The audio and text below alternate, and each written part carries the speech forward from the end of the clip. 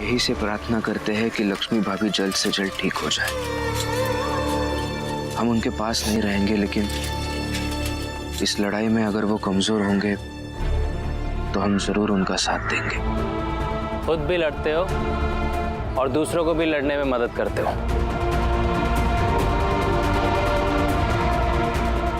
लड़ाई से डर नहीं लगता है?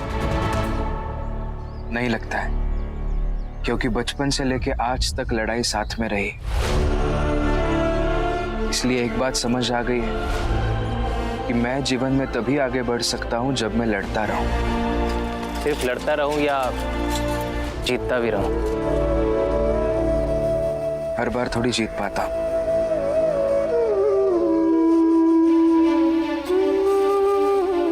इस पर माफीनामा लिख कर दे दीजिए। कैसा माफीनामा?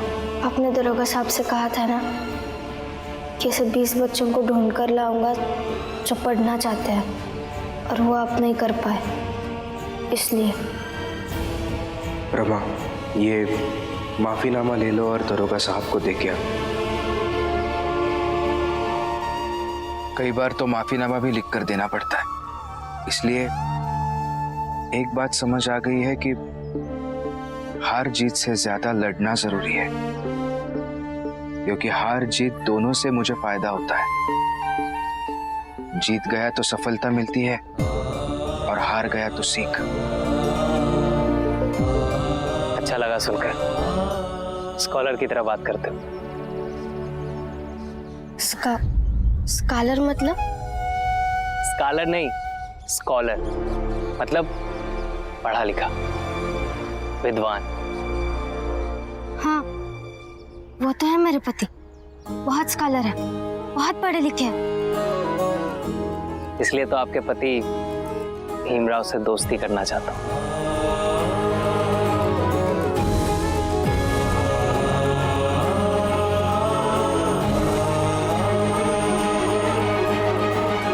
लंदन में एक अंग्रेजी शिक्षक कहा करते थे, A wise friend is as good as 10 books। मतलब एक अच्छा दोस्त 10 किताबों के बराबर होता है। इसलिए मैं भी अपने 10 किताबों के साथ रहना चाहता हूँ। बताओ भीमराव, करोगे मुझसे दोस्ती?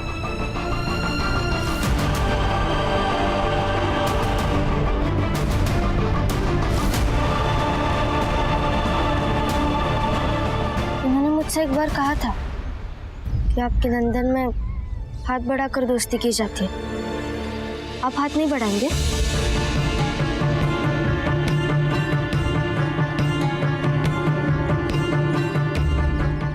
नहीं, मैं झूठ नहीं बोलूंगा। भीमराव छोटी जात का है और मुझे इसे छूने में संकोच हो रहा है।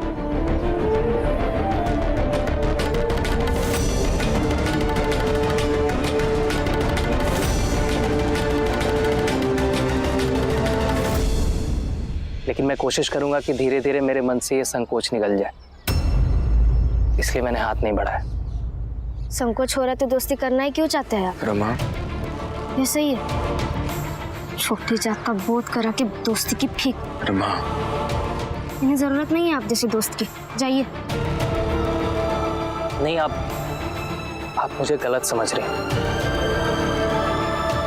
मैं भीमराव से इसलिए दोस्ती करना चाहता हूँ क्योंकि मुझे इसके विचार, लड़ने का जज्बा और इसके सपने अच्छे लगे। कल उसका गुरुजी ने बताया कि ये बैरिस्टर बनना चाहते हैं, तो इसलिए इनसे दोस्ती करने की उत्सुकता और भी ज्यादा बढ़ गई। भीमराव, दोस्ती करोगे मुझसे? ऐसी कौन सी दोस्ती होगी? दोनों एक दूसरे से हाथ नहीं मिलाएंगे, लेकिन दिल मिल जाएगा। रमा, शांत हो जा। इनकी नीयत गलत नहीं है। सोचो ना, कौन इतनी ईमानदारी से बताता है कि तुम में ये सब दिक्कतें हैं, लेकिन फिर भी मैं दोस्ती करना चाहता हूं। वैभव देव जी, सच कहूं तो मेरा भी सौभाग्य होगा आपसे दोस्ती करना। आप भी पढ़ाई लिखाई करते हैं, मुझे भी कुछ आपसे ज्ञान मिलेगा, कुछ बातें समझ पाऊंगा। थैंक यू भीमराव, मुझे समझने के लिए। मुझे खुशी हुई। लेकिन एक बात है, आइंदा से आप मुझे मत मिलिए।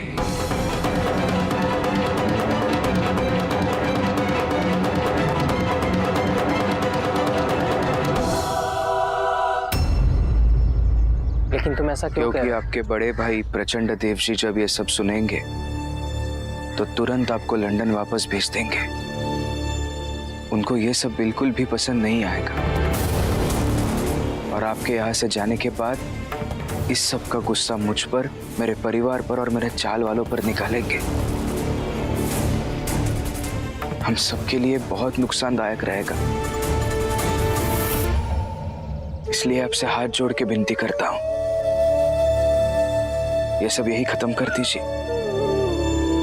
ये दोस्ती नहीं हो पाएगी और हो सके तो मुझे माफ कर दीजिए।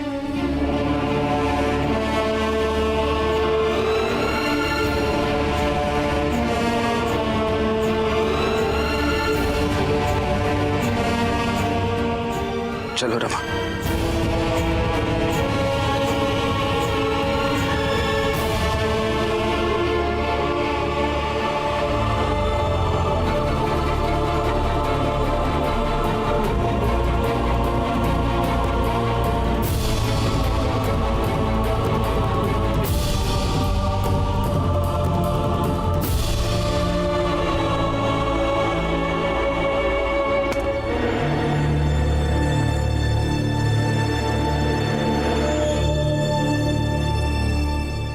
वैभव आए तो उसे कहना कि अपना सामान उठाए और लंदन चला जाए। बहुत बड़ी गलती हो गई उसे यहाँ बुलाकर।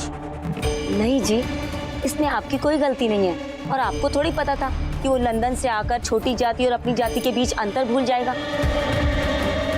एक बार वो लंदन चला जाए और जब तक उसके मन में ये जाति का अंतर नहीं बैठ जाता तब तक वैभव वापस नहीं आएगा। आपके भाई प्रचंड देव जी जब ये सब सुनेंगे तो तुरंत आपको लंदन वापस भेज देंगे और आपके यहाँ से जाने के बाद इस सब का गुस्सा मुझ पर, मेरे परिवार पर और मेरे चाल वालों पर निकालेंगे। भाव साहब, भाभी,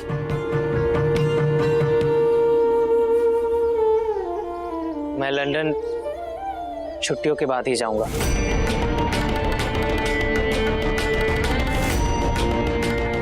उससे पहले मैं लंदन नहीं जाऊंगा।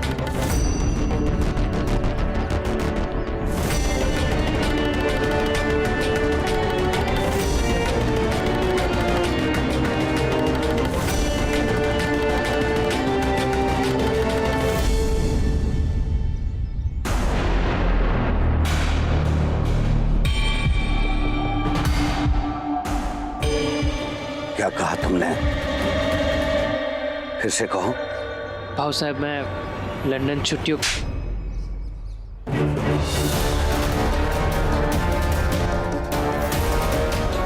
चुपचाप अपना सामान उठा और लंदन के लिए निकल।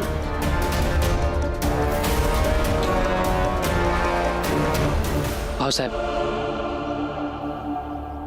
बचपन से लेकर आज तक आपके हर आज्ञा को मैंने अपनी जान से बढ़कर माना है। ये मत कहिए। मुझे छुट्टियों तक यहीं रहने दीजिए प्लीज।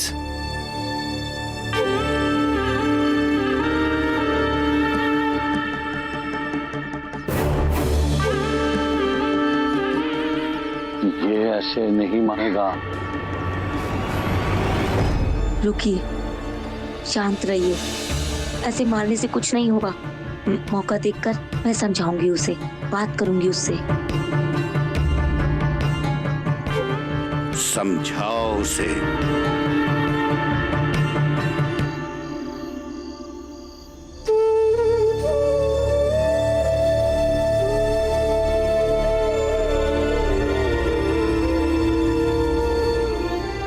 सुनिए ना, मैं कुछ सोच रही थी। क्या सोच रही थी? वैभव जी से बात करके अगर आनंद भैया को नौकरी मिल जाएगी तो सब कुछ ठीक हो जाएगा।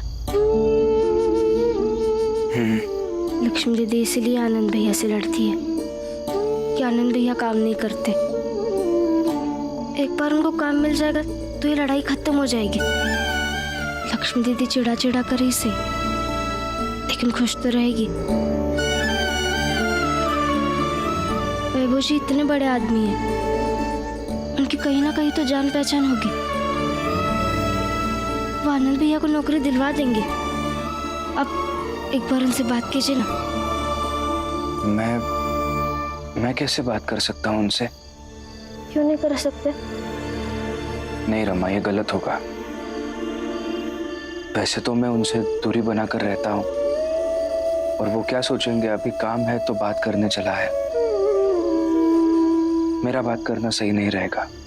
ये भी सही कह रहे हैं आप। तो आनंद भैया से कहे क्या कि वो खुद जाकर बात करे? ये सही रहेगा। आनंद भैया खुद जाके मदद मांगेंगे तो कुछ हो सकता है। पता नहीं वो मदद कर भी देंगे, क्योंकि वैभव देव जी इंसान तो अच्छे हैं। सही है, मैं आनंद भैया से जाके सुबह बात करती हूँ। अब पढ़ाई कीजिए।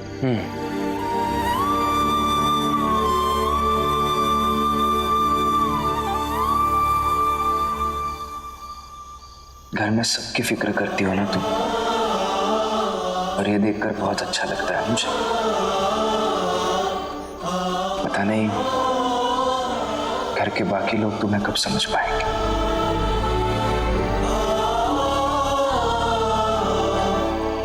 मुझे देखकर क्या सोच रहे हैं? पढ़ाई कीजिए।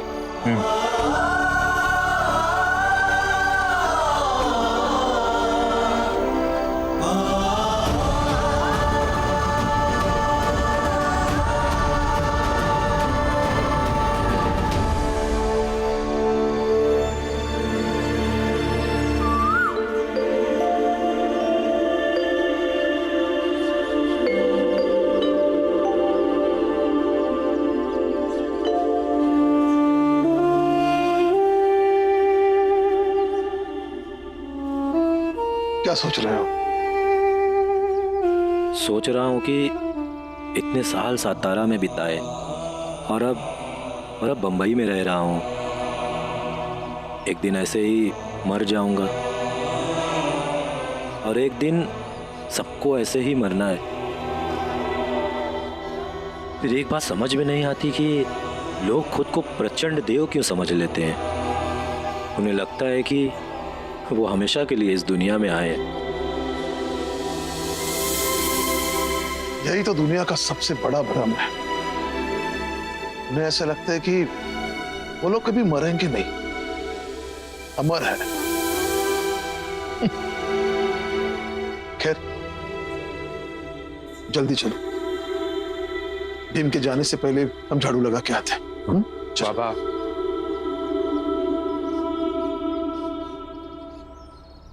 बाबा आपने 2 दिन मेरी जगह पर झाड़ू लगा दिया। अब मैं बिल्कुल ठीक हूं, तो मेरा काम मुझे करने दीजिए।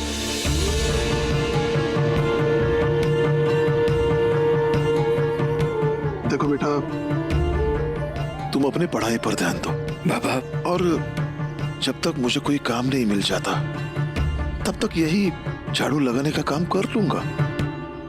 तुम्हें भी थोड़ी मदद हो जाएगी। नहीं बाबा, मेरा काम मैं ही करूंगा।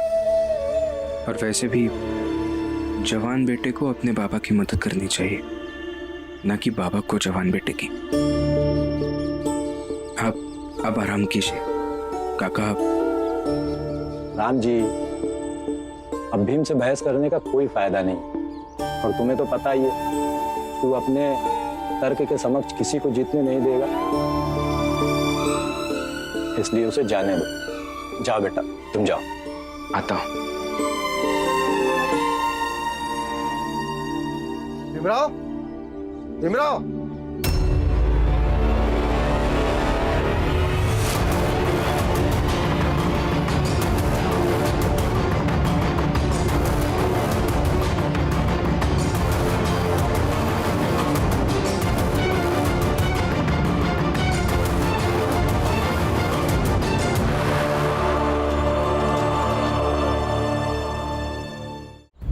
मान गया। तुम कोई मामूली आदमी नहीं हो, तुम कुछ भी कर सकते हो। ऐसे क्यों बोल रहे हैं आप? क्यों बोल रहे हैं? आज जब मैं थाने पहुंचा तो थाने के पास 20 विद्यार्थी खड़े थे और वो कह रहे थे कि हम पढ़ना चाहते हैं, काम नहीं करना चाहते, और उनके साथ उनके माँ बाप भी थे, वो भी तैयार थे, और यही हमारी शर्त थी। इसलिए मैं एफआईआर की रजिस्टर लेके आया हूँ। अब मैं उन पटाखा फैक्ट्री के मालिकों पर केस दर्ज करूँगा।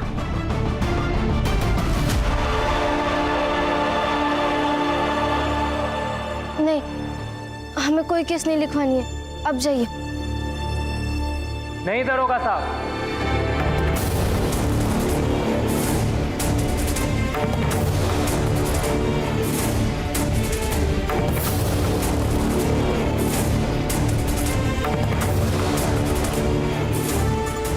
लिखिए आप एफआईआर।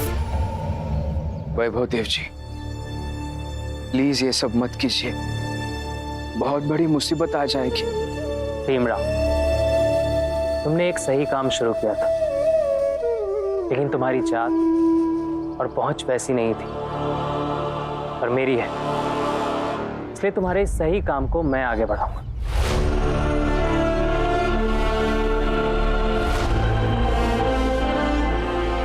आप एफआईआर लिखिए। नहीं दरोगा साहब, देखिए मैं आपको सच बता रहा हूं, मैंने किसी बच्चे से जाकर ये नहीं कहा कि वो पुलिस थाने में आकर आपसे कुछ कहे। देखिए दरोगा साहब, मेरा बेटा इस मामले से अलग हो गया है। हाँ, इस सब से मेरा कुछ भी संबंध नहीं है, और ये काम मेरा नहीं है दरोगा साहब। अगर ये काम तुम्हारा नहीं है तो और किसका है? वो सब तो यही कह रहे थे कि भीमराव ने ही समझाया है। अरे दरोगा साहब, आप एफआईआर लिखिए ना। इस भीमराव ने ही समझाया होगा उन बच्चों को। देखिए, हम जानते हैं ये सब इन्होंने ही किया है, लेकिन हमें कोई केस नहीं लिखवानी है, अब जाइए ना।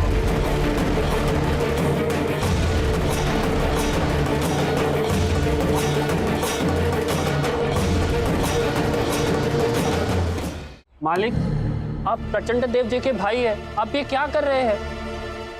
हाँ, अब बड़ी जात की हुई छोटी जात वाले की काहे मदद कर रहे हैं? मुझको लगता है कि छोटी जात वाले भीम का उद्धार करने का नशा चढ़ गया है आपको। वैभव देव जी, आप ऐसा क्यों कर रहे हैं? दरोगा साहब, आपकी जुबान का कोई महत्व है भी या नहीं? जो शर्त थी उस पर कायम रही। आप एफआईआर लिखिए। वैभव देव जी, ये आप जाने, ये भीमराव जाने, और इस केस से संबंधित लोग जाने, मैं अब एफआईआर लिखता हूं और शिकायत दर्ज करता हूं।